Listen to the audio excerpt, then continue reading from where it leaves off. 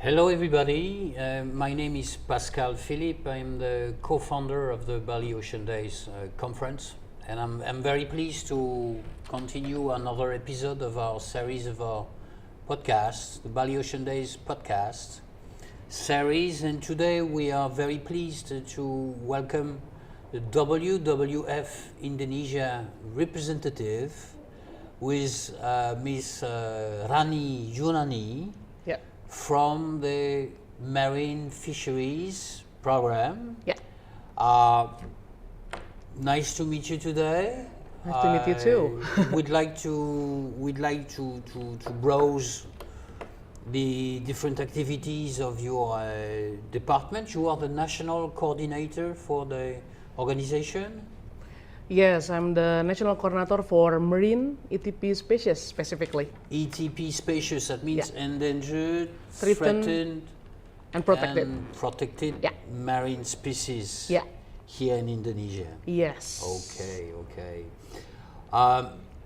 Before we go to this crucial topic, can you tell us a bit about the missions, the general missions of WWF Indonesia, your department, Marine and Fisheries Department? What basically are your main missions here in Indonesia? Yes, thank you. So I'm really excited to share to you about our program in the Marine and Fisheries. So basically we have like 4 major programs. It's called the Critical Habitat Conservations. So it's through MPA, new development. MPAs, you mean? Yeah, MPA. Marine protected areas. Yes, and also new MPAs, and also the helping to support the effectiveness of the MPAs as well. Okay. And then they also work on the Center of Excellence (MPA), and then also right now we also have the program on the sustainable financing for now.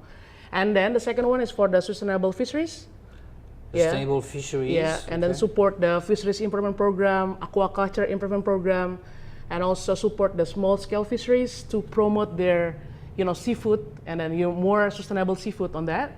And then the third one is for the marine tourism and the ocean plastic. And then the last one is my program as well, and with my team. So we work on the Marine ETP species program, which are a lot of interventions, especially for supporting the government, the local government, the local government to develop the new national plan of actions, and also support for any kind of the stranded species, bycatch species, and also protect the critical habitat for the species. Ranny, in the first place, what motivated you to work in marine conservation? Mostly. It's a long story. Yeah, I mean, so I've been here for the 12 years in WWF, like 11, 12 years. And then I think started from my passions to share the awareness to people, to a lot of people there. And then specifically also gain my knowledge and also networking as well. So a lot of passion there for marine conservation. So you spend a lot of time on the seashore. You're diving by yourself? Yeah, not by myself. I have my buddy diving, but diving also, and a lot of field visit too. Okay, all right, cool. And but basically, when you say Marine ETP, can you basically explain us a bit what we mean by Marine ETP? Why they are so crucial for the marine ecosystems? Yeah. So what again, are the species basically that we're talking about? In Indonesian waters. Yeah. So ETP species, like I mentioned before, the endangered, threatened, and protected. Mostly in Indonesia, we have a lot of protected species, but also we refer to IUCN red list species. So you have sharks, you have whales. Sharks, what kind shark and rays mostly. What kind of whales basically you have? You have whales in Indonesia. A lot of all the whale and sea turtle are protected in Indonesia. So only manta rays, whale shark, and walking sharks are protected, fully protected in Indonesia. But most of them, of the shark and rays, not really fully protected. So like half of them partially protected, but a lot of species not protected. And why not? Because they are not considered as endangered? Yeah, because if we mention about the endangered and also the threatened, we basically refer to IUCN red list. IUCN is not like, mandatory for Indonesian government, so we just refer to the IUCN. But because a lot of Indonesians still, eating sharks and rays, they still utilize as an economic income as well. So again, for the whale and sea turtle and dugong are protected. But mostly sharks, some of them protected, partially protected, and a lot of species not protected. We have turtles too, yeah, right? Yeah, we have 6 out of 7. Yeah. Protected according to the WWF Indonesia, protected turtle, 6 species of turtle. Yeah, protected, but they have a different status of the IUCN. So the most critical endangered is the hawksbill turtle. Hawksbill. Yeah, Okay. yeah. Penyu sisik in bahasa. And which one of these species are you consider the most endangered? The one that are critically endangered, that could become extinct if we don't protect them very carefully in the coming years? Yes. Do you have any issues? Any critical issues? Yeah, I think mostly for the sea turtle, I mentioned before, for the hawksbill, it's critical endangered. So in the level of the IUCN red list, they are one step to be extinct. I see. So this is one for the turtle, but for the sharks, if you know the hammerhead sharks, hiu martil in bahasa, and also the guitar fish, they're also the critical endangered. And also for the whale, for example, as we know, we have the blue whale. The estimate of population less than 15,000 as well. So it's declining. And what contributes the Ranny? What contributes the most about this decline? What is the main factor about the decline of this species? Yeah, let's say we have a lot of threats on the species. Yeah. But I think poaching still one of the threats, the biggest threats, and also the illegal fishing, destructive fishing as a bycatch. Also, illegal trades is also part of them, and habitat degradation, climate change, and many things I can mention anyway. But yeah, mostly of that. And how the situation is evolving? I mean, is there any sustainable progress, or how would you qualify the situation in Indonesia? Is this can you see the communities being aware about these issues? Can you name a few success stories? Or? Yeah, I think we can mention some of the location in site level. I can mention for example, in West Kalimantan, in Palo, we call it. Yeah. And also they have like 63 nesting beaches there. And then right now they just found like less than 10% of the poaching right now. Before it's more than 80%, something. But we also engage with the local community. They have the surveillance community there. So they are actually doing the monitoring. So the community also doing the monitoring. Okay, so while them, yeah? they collect information, collect data for the monitoring, but also they seeing everything. So they know like if poaching happened. So in West Kalimantan, also in Buru in Maluku. Okay. Yeah, in K Islands as well. So they actually have less than 10% for now. And also I think the last 2-3 years we also trying to engage the local champion in some location in the fishing base. So they're trying to release the bycatch because a lot of ETP species bycatch there, and then the local champion get the knowledge, get the capacity building, and they release all the species.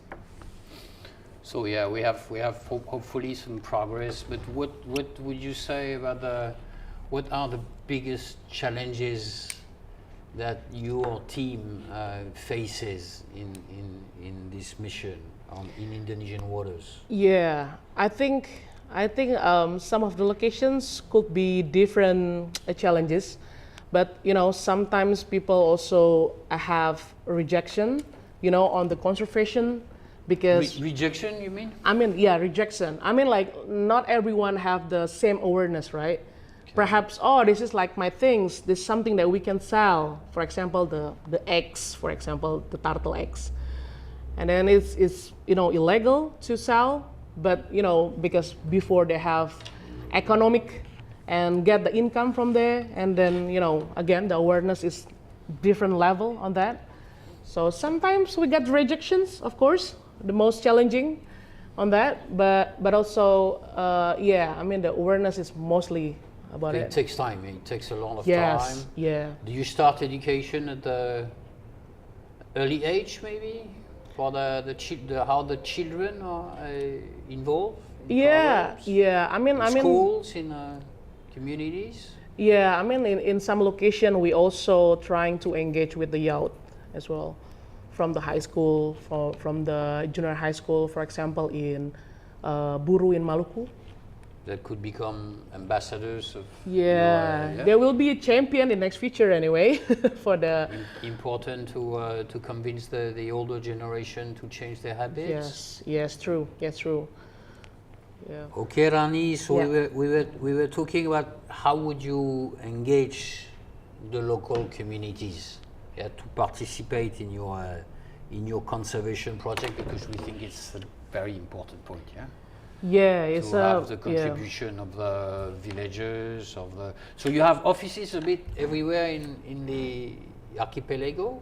Yeah, it's like 11 until 12 sites, mostly working on the MPAs program, but they're also working on the species program, fisheries program, and marine tourism program. So we have like 4 major program in one site.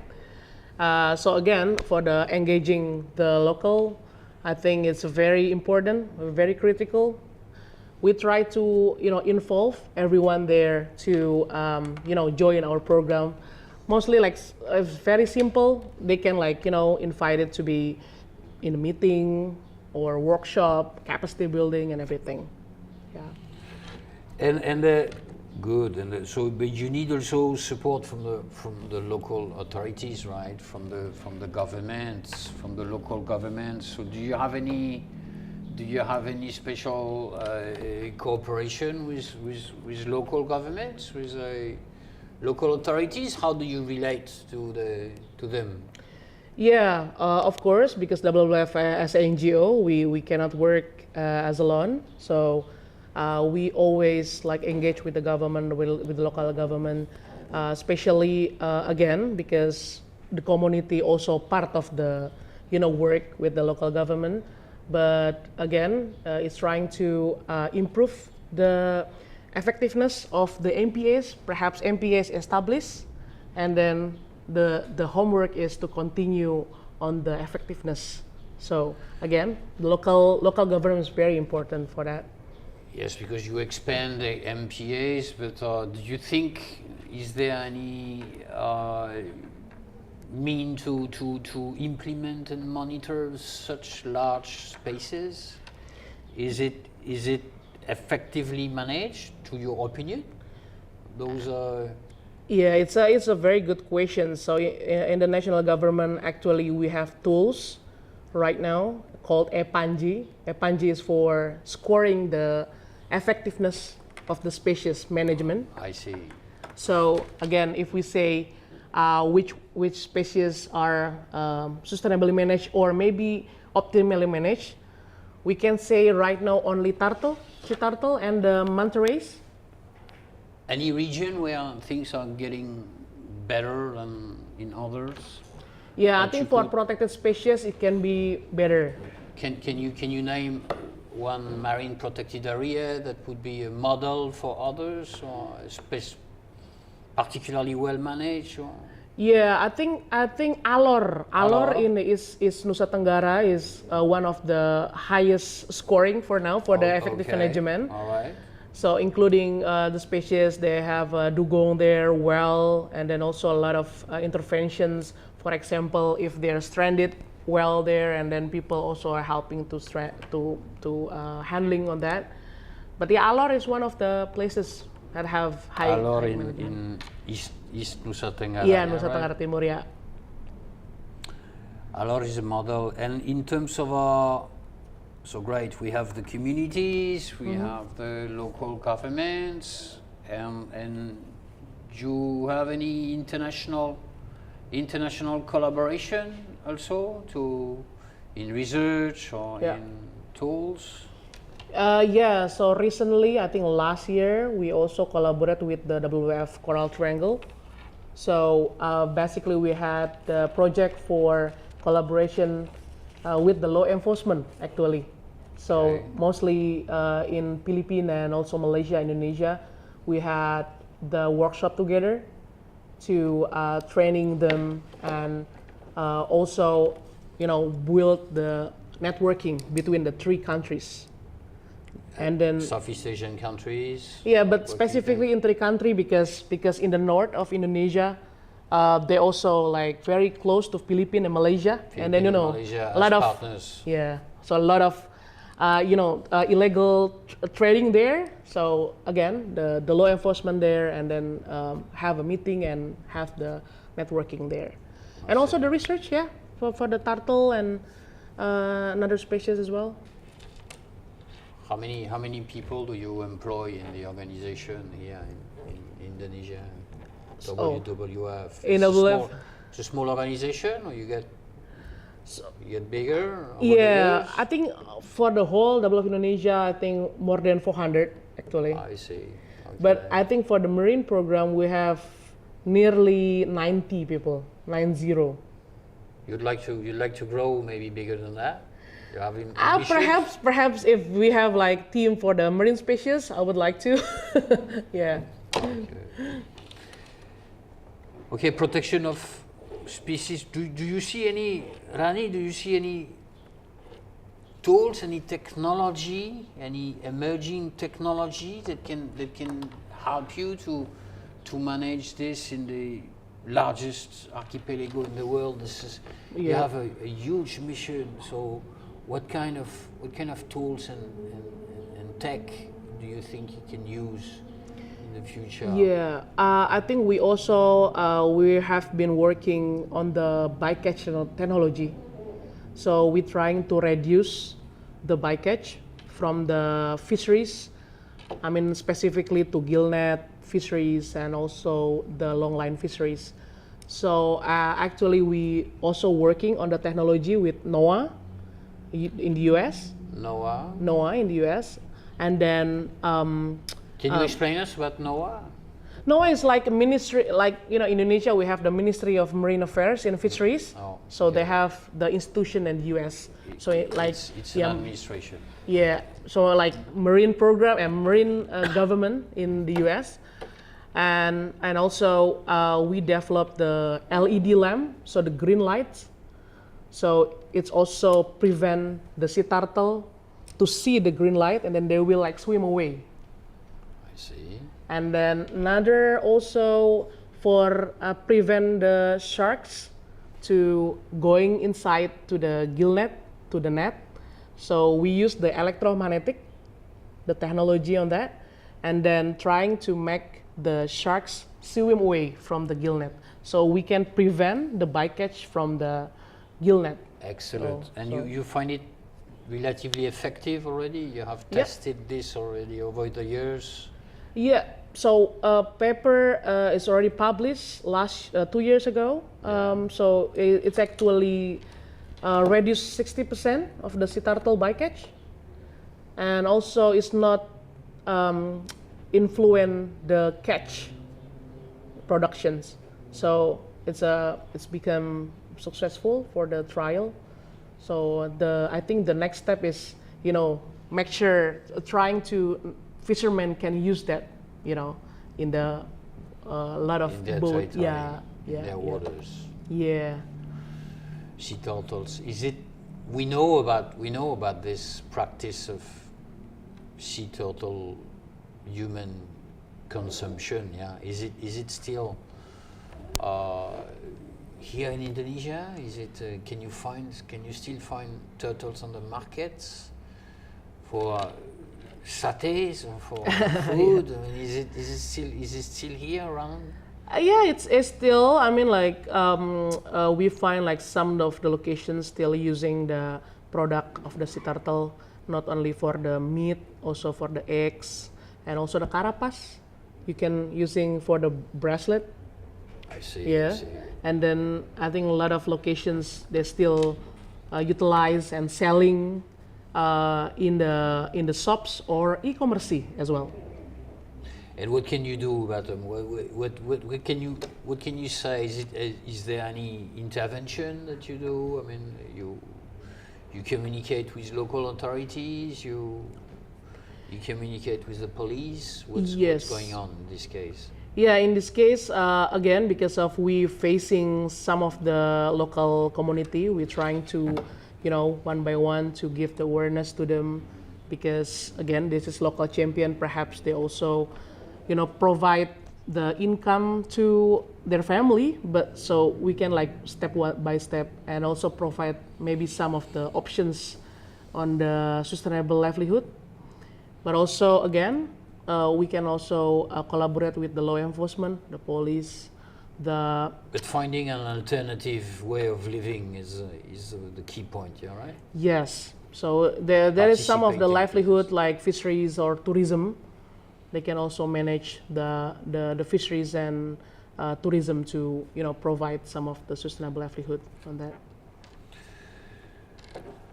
And personal reflections, Ranny, what has been the most rewarding part of your action, of your job here in Indonesia? Do you have any personal memories you would like to share with us, with our audience? Yeah, I think for me is to again, because of at the first stage I will say like I'm really happy to share the awareness, the knowledge, something that I have. So again, like a lot of people from our enumerator, like someone who collect information, perhaps they are as a student before, and right now they also work on the marine conservations, work with doing the project on the species. So it can make me very happy, someone who we can teach, we can share knowledge, and then they just growing up, and then also helping for the marine conservation as well. So, yeah. Excellent examples, yeah, for others, yeah. Yes. Yep. And how we can help, how the audience, how our public can support. I mean, your work, your actions. I mean, is there any way you can invite people to contribute? Yes. First of all, don't eat any turtles or any sharks or any whale, because we still like facing like people who consume the ETP species. So stop that. And then the second one, I think, if you find any findings, like maybe shops or e-commerce like selling the turtle or ETP species product, you can report to law enforcement, or maybe just report in the online. So I think this is like something very basic lah. You can help on the ETP species. Right.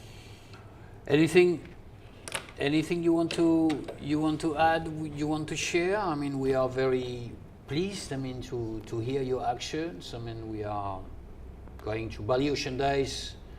Has been invited WWF Indonesia to take part in our previous conference in January. Oh yeah, the last January. We had a great exchange with the head of the departments.